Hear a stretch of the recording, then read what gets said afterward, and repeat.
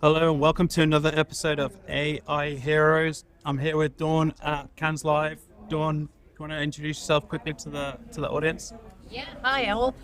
My name's Dawn Cummins. I've recently started at Alliance Pharma. Previously worked at Unilever and Mars Wrigley and consulted for a number of years. Fantastic. So Dawn, we're here at Insights Lighthouse, part of Cannes Lion Festival. Is this your first time at the festival?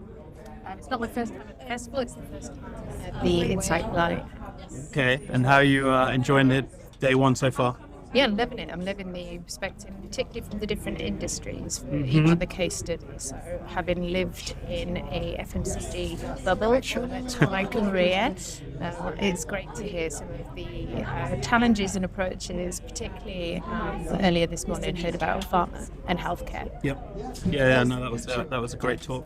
So we want to talk about a couple of things today. I know you've got a lot of opinions on a lot of things. We were talking earlier today. Talk to me a little bit about kind of the impact you're seeing that AI is having on our industry and what you've seen over the last 12 months. Yeah, so I think naturally we've come into Insights because we're curious about harnessing data and creating stories, and I think it's a powerful tool in order to do that. I think there's a skepticism from different stakeholders about the role it can play. Some are more risk averse than others. I've been fortunate enough to be in positions of influence where I've been able to bring new technologies and bring that thinking to drive decision making. Therefore, some of the new technologies that I've been embracing for some time now within the world of analytics and image recognition, for example. So I've been doing that for many years, and obviously more recently, it's been a massive time saver as a consultant. So as a consultant, heavily drawn upon it to make efficiencies in both the way I work and also the work I produce. Yeah, no, it makes sense. Where are you seeing those kind of efficiencies appear most? You mean you talked about the image analysis type stuff, but what are some of the use cases that you've seen that have been really powerful? So for my project management, I use an automatic meeting transcription, which hard codes my actions.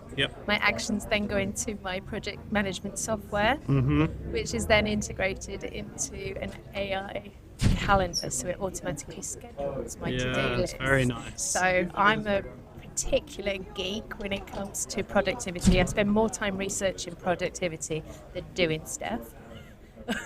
I mean, it's very meta, but what is that tool that you use? I use something called Motion, which is the calendar. I've heard that. I use tasks. Reclaim. Okay, yeah. Reclaim.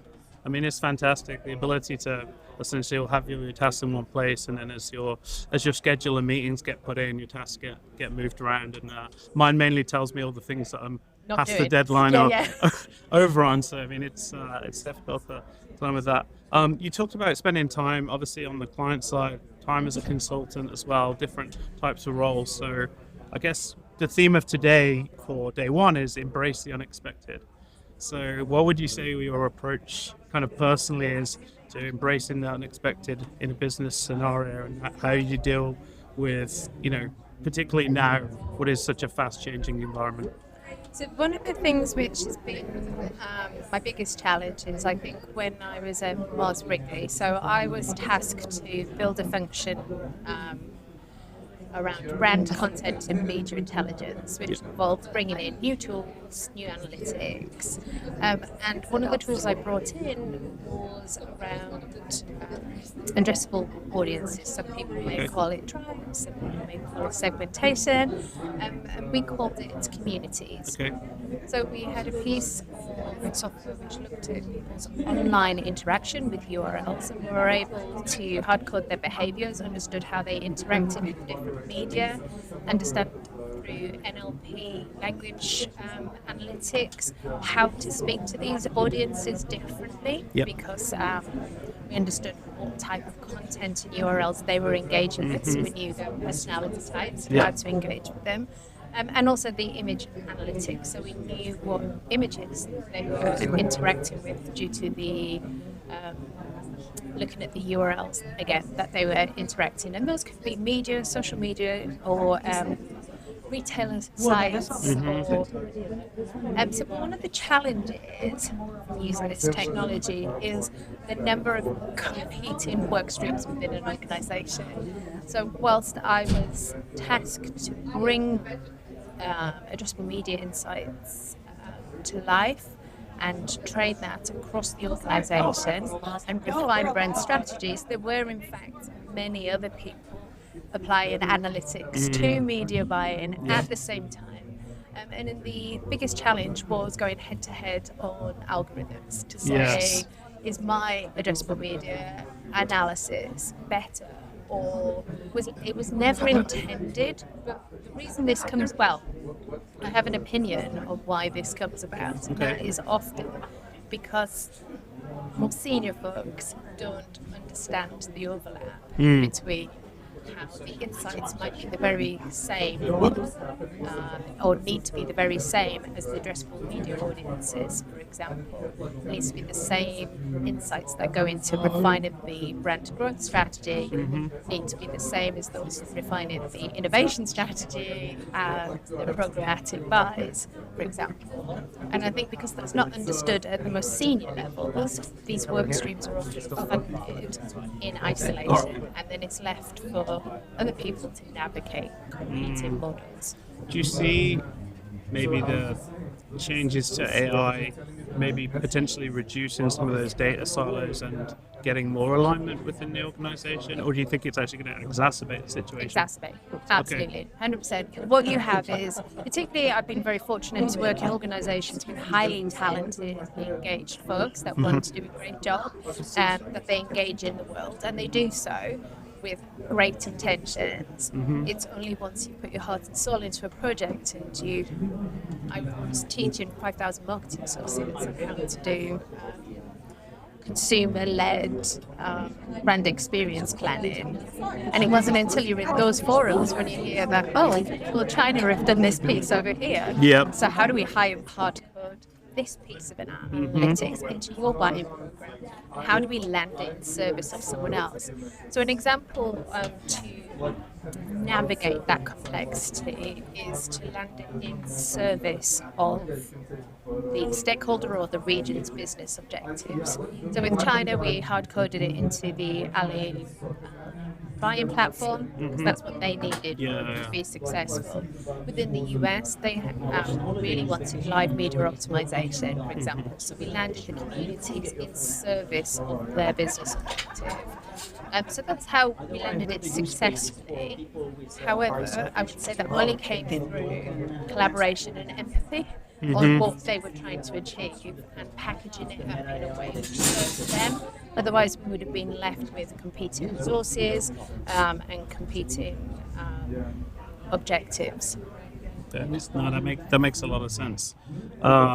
So if you think about kind of what the next 3 years is going to bring, and if you were kind of thinking about reimagining insights and analytics functions, what are the big changes you think will occur over the next few years, and how do we get that balance right between technology and human insight, which is absolutely critical? I think one of the pieces that are needed in order to have conflict, have healthy conflicts and understand what value each tool is bringing is transparency. So one of the hardest things with any model is being transparent with what they've deemed important for that model and why it came out with what it did. And that's why we'll see conflicts, because different models rely on different attributes to say that one thing is more important than another. And often, if understood, it's explainable. The issue is I don't think we have the transparency we need in a lot of these to have those healthy conversations. And I think the insights because of the black box of the black box, even source data. Source data is really, like, we've been doing social media scraping and analytics for many years, but the insights you get from one data source show you a different side of the consumer and their behaviour and what's important to them than insights from another source. Of course. Yeah. So I think just understanding that and having a very straightforward conversation humanises this black box. Yep. And I think agencies have a responsibility to do that. And I think the insights, client-side insights folks have a responsibility to not be scared by the black box and the magic and the wizardry and the magic that it kicks out. And lean into how do I understand what I'm doing. Because at the end of the day, client-side researchers need to stand up and drive decisions often with millions of pounds worth of investment based on something that they can't fully explain. And that's why I think transparency and being able to stand up confidently with the tool that you choose, particularly when there's many competing tools, is going to become more and more important moving forward. 100% agree. Well, this has been a great episode. Really appreciate you spending some time with us. Go and enjoy the rest of the event, and thank you for being on AI Heroes. Thanks, Dave. Cheers.